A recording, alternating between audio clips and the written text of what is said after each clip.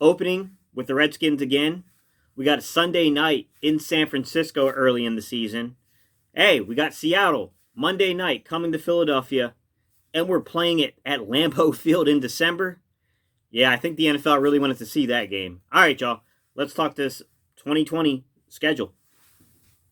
I think everyone's assuming the contingencies are built in.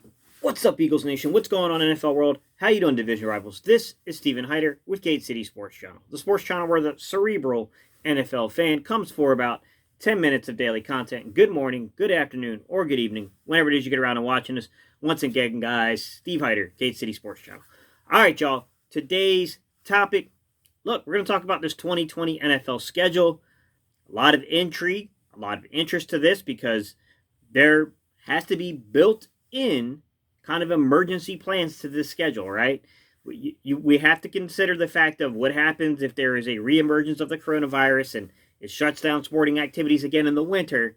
So, I mean, there's a lot of uncertainty here. What if there's a delay to the beginning of the season in an effort to stop the weirdness and the effects of the spread in the winter if we just kind of shelter in place a little longer? There's all these weird contingencies that have to be put into place. And look, as we just heard the reporting on 97.3, guys. Part of this is it's not, you can't just look at the first 10 or 12 games of a team's schedule and think that that's the contingency.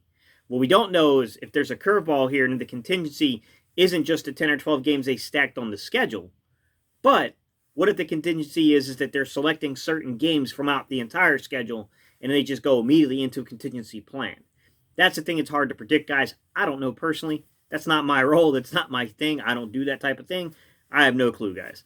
All I say is I'll take football in any form or fashion. I don't care. I would just like to see games and have some football to watch, guys. That's my personal spin on it. But I can't project that. No one can really project what would happen there. So I think the best thing we can do here, guys, is to look at this schedule as it exists, because I think most people do expect that we're going to get a full NFL season. That it's probably going to be unlikely we would need a contingency plan. So it's there in case it needs to happen. None of us know what it would exactly be. Well, without further ado, guys, let's just look at the schedule the way it is.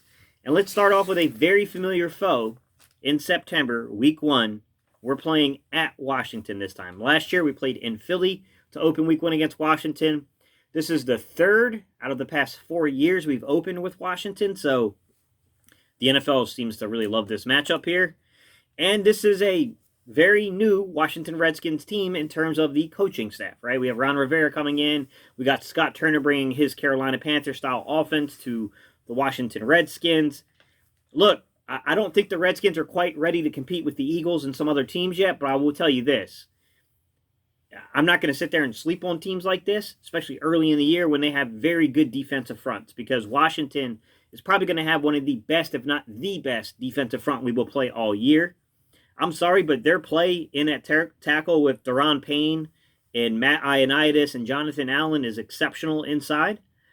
Their outside with Ryan Kerrigan and Montez Sweat, and now Chase Young being added to the fold.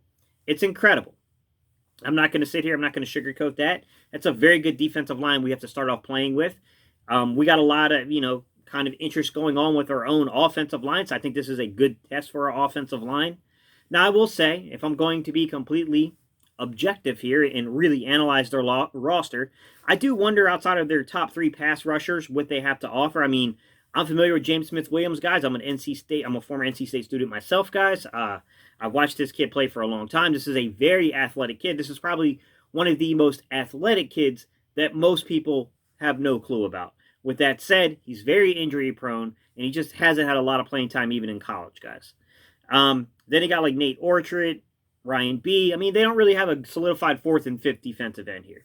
The other thing I would point to is that I'm not convinced that their secondary is very good, personally. I mean, you got Darby. We're familiar with Darby. Darby struggles at times. He's been really good in his early days in Buffalo. Was really good for the Eagles in 2017. And then the injuries mounted. He hasn't been the same player, guys. I think it's a risk to roll with him and to depend upon him the way Washington is. Landon Collins is definitely a tackling machine. He's a guy that can create fumbles, things like that. But at the end of the day, guys, quarterbacks are hitting this kid up for 70% of completions, and they got 114.5 QBR rating against him. That's pretty good. They got Kendall Fuller. I think Kendall Fuller, if you're playing him as your nickel, or if you're playing him over the top as your safety, is a very good football player, probably a very solid signing for them. If they're trying to play this kid on the outside as a corner, bad mistake. That ain't him. He's not good enough for that. He's going to get burnt. Sean Davis, well, I'm assuming he was injured because he really only played in one game last year for Pittsburgh, but this is what I'll say about Sean Davis. The year prior to that, in 2018, he only allowed 55% completion rate against him, even though quarterback still had 112 rating against him. He did show some coverage abilities, but I don't think that's the best free safety in the game, guys. I do think their secondary is a little suspect. But look, I think it's a really good test for week one because, listen, they got Antonio Gibson, which they are envisioning to play that, McCaffrey role that was done in Carolina there for Washington. They got Dwayne Haskins, a young guy coming to his second year that I'm pretty sure that they're expecting some leaps to be made in his production, in his play there. And they got Terry McLaurin. They've got some offensive pieces there. So that will be an interesting matchup for me. I still think the Eagles are the clear favorite to win that game, even on the road. But I wouldn't sleep on that defensive line, guys. If they start creating turnovers, start getting the wins, I can see that game quickly becoming a headache really fast for us. But I will say this. Overall, I thought September is probably our easier month. Look, no disrespect to the Rams, but they're out there trying to, go to check lending places in order to pay their payroll right now. So I don't have much faith that team is going to be as good as it should be. They're having a lot of issues with the cap. They're having a lot of issues with their general finances, to begin with here. And the Cincinnati Bengals, I think, could be a good team in 4 to 5 years. It ain't going to be this year. And they're playing in Philly. So we got the Rams in Philly and we got the Bengals in Philly. I think September is by far probably set up for the Eagles to gain a little momentum. I'm not going to sleep on the Rams, guys. They can throw points up on the board. They could turn into a big shootout if our defense does not show up. But if you're telling me out of all the places in the schedule, I feel confident with September. But let's go ahead and let's roll on in there to October now. All right, ladies and gents, as we roll into October, I think this is where the schedule could get a little tougher for the Eagles. Look, we're playing Sunday night against San Francisco. It's not easy for East Coast teams to travel west and then have to play an 8 o'clock game on the West Coast. That's going to be a challenge. And San Francisco is a physical football team with a very innovative head coach. So, look, I'm not going to sit there and say that's an easy game for the Eagles to play. That's the way we're starting off October. From there, we're traveling back to the East Coast. Not easy to leave the West Coast on a night game, come all the way back to the East Coast to play one of your team's biggest rivals throughout the years, which has been the Pittsburgh Steelers, and we're at Pittsburgh. I don't think that's an easy game. Then we turn around in Week 6, and we have a home game against Lamar Jackson and the Baltimore Ravens. That's a very unique and, kind of strange offense that we'll be playing. I look forward to that game. I think that's going to be a very good football game to watch. I think it'll be very entertaining. So, not an easy game, though, if we're looking at wins and losses projections here, guys. And then we turn around. At the end of it, we have a Thursday night game with the Giants. I mean, I think October is definitely a difficult month for the Eagles because you got to look at it, guys. We're traveling all the way out west, all right, to play the 49ers in an 8 o'clock game. Then we got to come all the way back to play one of our longest-standing rivals in league history, the Pittsburgh Steelers, in Pittsburgh. After having to do all this bouncing around and moving, we finally get a home game, but it's against the Baltimore Ravens. And then after that Baltimore Ravens game, we go on a short week against another one of our major rivals, a team that we're clearly the more talented team than, the Giants, but we're playing them on a shortened week in Philly. I don't think that is the most favorable month for the Eagles. I think it's definitely going to be a challenge, and I think it's going to tell us a lot about the Eagles. Because I think if we can come out of this month at minimum 2-2, I think we're going to be in good positioning. If we come out 3-1 or better, I think we're going to be a legit contender. I mean, you look at October, I think October can tell us a lot about how good this Eagles team is going to be. All right, y'all. Let's go ahead and let's flip it in. Let's roll into November, guys. All right, we're opening up November in Philly on Sunday night against the Dallas Cowboys.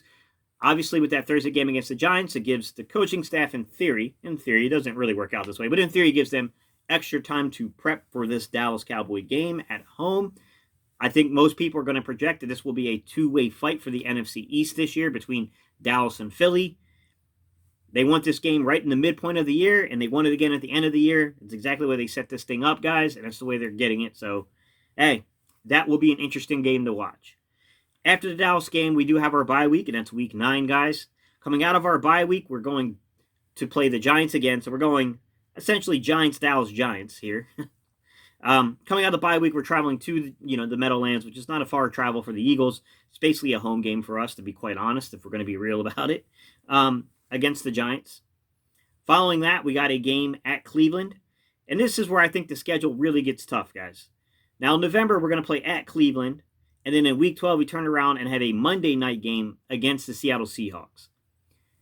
November in itself, I don't think is an incredibly difficult month. But if you look at those games with Seattle, Cleveland, and Dallas, it could stack up to be quite difficult if you don't get off on the right footing here. That Dallas game, I think, is going to hold the key to the momentum of this month. You win that Dallas game, I think you're setting yourself up pretty well. You lose that Dallas game, I think you're in a fight for the month. Now, this is what I will say. It's not the month itself that scares me. It's weeks 11 through week 16. That is kind of scary, guys. That's the home stretch of this schedule where I feel like, whoa, the second half of the season gets really tough for the Eagles, guys. All right, let's go ahead and carry this out of November into December, and let's look at the back end of this schedule, guys. We're playing in December at Lambeau Field against Aaron Rodgers, okay? That's a crazy ask of any team. It's not an easy place to win, and they're going to be extra motivated to come back and get revenge against Philly from earlier last season. So that's a game I definitely want to watch. It's a game I'm going to have my eye on, guys. I would love to see that, but we'll see how this all stacks out, guys. Week 14. Now we're back home, but we're playing New Orleans. Look, New Orleans I think that does have a lot of talent on it. And that's going to be a dogfight, guys. No doubt about it. We turn around and we play in Arizona in Week 15. Arizona is suspect defensively. Yes, they just signed Simmons or drafted Simmons. He's going to be a difference maker for their team. But overall, that defense is quite suspect. Offensively, I think they got some pieces around there, especially going out and getting Hopkins. They can throw the ball around, guys. It's going to be interesting to see that spread offense. I think that's definitely a game where you might see a shootout happen. Week 16. Listen, they're envisioning this lining up to play for the division title. We're going into Dallas, so we're just basically reversing the way we played last year's games, I think. We're going into Dallas in Week 16, potentially with the division on the line. Same way we kind of stacked up last year. I think it's going to be an interesting game. I would love to end Dallas' season in Dallas. That would be the most rewarding way of ending this season. I'm sorry to all my Dallas Cowboy fans that do watch my channel. It ain't personal. But, hey, we're rivals. I mean, come on. Wouldn't you love to end Philly? Wouldn't you have loved to end it Philly season in Philly last year? Come on. All right, Week 17, we're back home again playing the Redskins.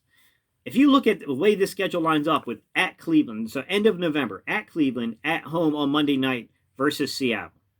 Going into December, playing at Lambeau Field, okay, getting a home game against New Orleans, playing at Arizona, and then at Dallas.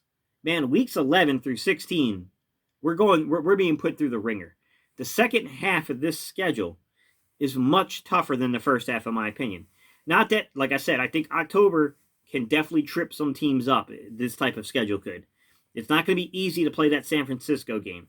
Coming all the way back to have to return to play an away game at Pittsburgh is not an easy ask. To then turn around and have to play Baltimore in Philly, which is going to be very tough. That's going to be a tough ask, a tough game. To then turn around on a shortened week to play a division rival, even though we are, in my opinion, miles ahead of them right now. With that said, it's a rival game. It doesn't really, sometimes you lose those rival games. So, to me, when you look at where the toughest part of the schedule lies, I think it lies in October, and then weeks 11 through 16, I think are incredibly tough for the Eagles. I think that this schedule, I've been watching some of these release shows, I think people are sleeping on just how difficult of a schedule this is. I think if you're the Eagles and you walk out of this schedule with 10 or 11 wins, I think you got a legitimate chance here. Because this is a very good football team to have to win 10, 11 games against this schedule. You win double digits against this schedule, guys. I think this is a job well done because this is not an easy task here. I'm not going to get into predicting wins and losses yet, guys. I'll do that at a later date and time because free agency is not even done. These teams are not done signing players. You got to let this thing kind of shake out. As we get closer and closer to kickoff, I'll give my projections for the year.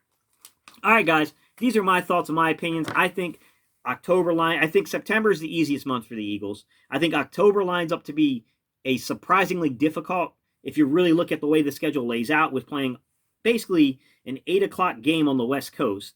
Then you got to come all the way back around, and you got to play Pittsburgh. to then have to host Baltimore, to then go on a shortened week and play the Giants. I think that's an incredibly difficult schedule in October. And I think from week 11 at Cleveland, hosting Seattle in week 12, playing in Lambeau at week 13 in December, hosting the New Orleans Saints, turning around and playing at Arizona, to then turn around and have to go into Dallas to possibly fight for the division. I think it's an incredibly tough portion of the schedule. These are my thoughts. You already know I'm going to ask you. I want to know, what are your thoughts? All right, guys, leave your comments below. Let me know what you think about the schedule. Tell me where you think the tough games are going to lie. Let me know some of the individual matchups. That's some things I didn't really get into here, is like the individual games. Guys, let me know what you think about that Green Bay game, that Seattle game. I think could be interesting. The Cleveland game, I think, could be really interesting. The Baltimore game and the San Francisco game have a lot of interest to me. You know, both those Dallas matchups and the Arizona matchup to me is going to be a really, really interesting setup. Let me know what you think about some of the individual games within this schedule. All right, guys, I've taken up enough time. I appreciate you guys, man. Appreciate y'all tuning in, man. You know how much I love y'all. And you know how we end these videos. We go E-A-G-L-E-S. All right, y'all. Let's go, Eagles.